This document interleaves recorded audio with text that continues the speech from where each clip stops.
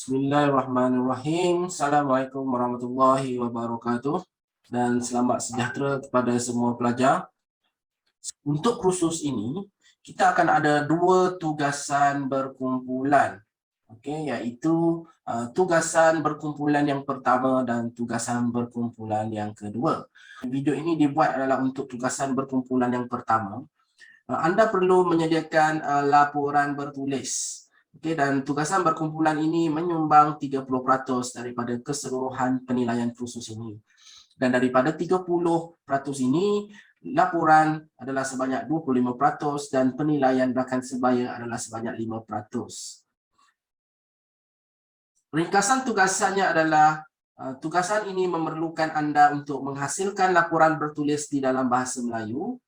Tugasan ini juga memerlukan para pelajar untuk menilai ahli-ahli kumpulan yang terlibat dalam proses penulisan laporan. Okey, 5% ini saya akan beri satu borang dalam bentuk online dan anda akan isikan untuk menilai rakan-rakan sekumpulan anda. Bukan rakan-rakan satu kuliah, tapi rakan yang bekerja sama untuk menyiapkan laporan bertulis ini dengan anda. Sekiranya anda ada 10 orang ahli dalam kumpulan, maknanya anda kena menilai 9 ahli kumpulan yang lain. Itu maksudnya. Setiap ahli kumpulan mestilah dinilai dengan adil dan saksama. Penilaian mesti mengambil kira prestasi ahli yang dinilai dalam menyiapkan laporan. Setiap kumpulan diberi kebebasan untuk mengkaji topik dan isu yang diminati.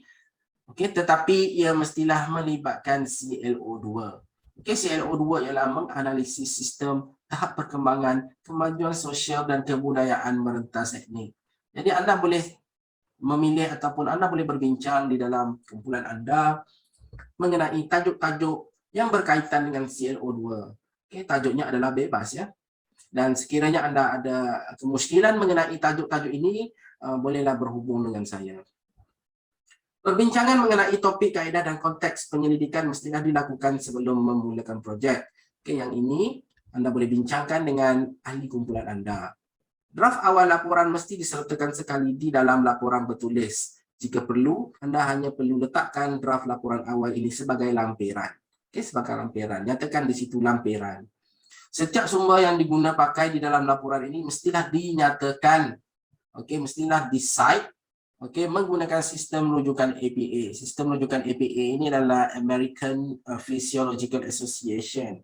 Okay, anda boleh rujuk di dalam laman web mengenai sistem rujukan ini. Tugasan hendaklah dihantar dalam bentuk soft copy dan sekiranya anda lewat, penalti potongan 1 markah akan setiap hari akan dikenakan kepada laporan yang dihantar selepas tarikh penghantaran. Berikut adalah perincian tugasan yang anda perlu lakukan. Tugasan yang dihantar perlu ada muka hadapan, perlu ada isi kandungan, perlu ada abstrak, perlu ada pengenalan, sorotan kajian, metodologi, dapatan analisis, kesimpulan, rujukan dan lampiran sekiranya ada. Lampiran ini anda boleh letakkan draft penulisan anda. Jenis tugasan untuk kumpulan kita. Untuk kumpulan kita adalah 8 hingga 10 ahli. Sebab itulah saya telah tetapkan bilangan ahli kumpulan adalah seramai 8 hingga 10 orang. Format laporan adalah seperti berikut. Menggunakan font time New Roman ke saiz 12, langkau 1.5, spacing. Penggunaan gambar, rajah dan peta dan sebagainya yang relevan dan berkaitan adalah digalakkan serta perlu dinyatakan sumber rujukan. Okey, dan bilangan muka surat bagi kumpulan kita adalah 10 hingga 15 muka surat bagi kumpulan 8 hingga 10 orang. Okey, tidak termasuk lampiran dan muka hadapan. Tarikh penghantaran adalah pada minggu ke-9 dalam bentuk soft copy. Kami telah tetapkan tarikh penghantaran tugasan 1 adalah pada 23 Disember nanti. Okey, kalau anda tengok dalam ilip, ada dinyatakan seperti mana yang telah saya jelaskan awal-awal dahulu di dalam ilip. Saya telah setkan bila tarikh penghantaran tugasan 1 dan tugasan 2, anda boleh rujuk di dalam ilip.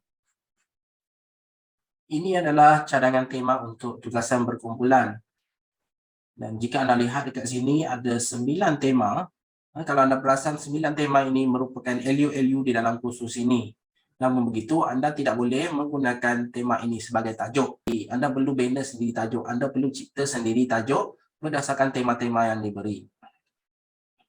Tajuk-tajuk khusus untuk tugasan berkumpulan perlu dibina sendiri oleh setiap kumpulan pelajar berdasarkan tema. Setiap kumpulan pelajar perlu berbincang dengan pensyarah masing-masing berkaitan dengan tajuk kajian yang telah dipilih. Skop dan tugasan berkumpulan pelajar tidak boleh menyentuh isu sensitif sehingga boleh melanggar akta hasutan. Perbincangan tugasan pelajar boleh menjurus kepada persoalan pokok dengan penelitian tentang faktor, proses, impak dan cadangan dalam setiap kajian dengan mengaitkan isu semasa sebagai contoh dan kesan kesinambungan daripada isu yang lepas. Ini adalah skema pemakahan bagi laporan bertulis yang Anda boleh baca, dan setiap bahagian mempunyai markah-markahnya yang tersendiri. Anda boleh merujuk perincian pemakahan ini, okay? Dan setiap markah ada perinciannya. Okay? Sekiranya Anda mempunyai masalah ataupun ada kemusykilan, boleh berhubung dengan saya pada bila-bila masa. Okey, setakat ini saja daripada saya. Terima kasih dan selamat maju jaya.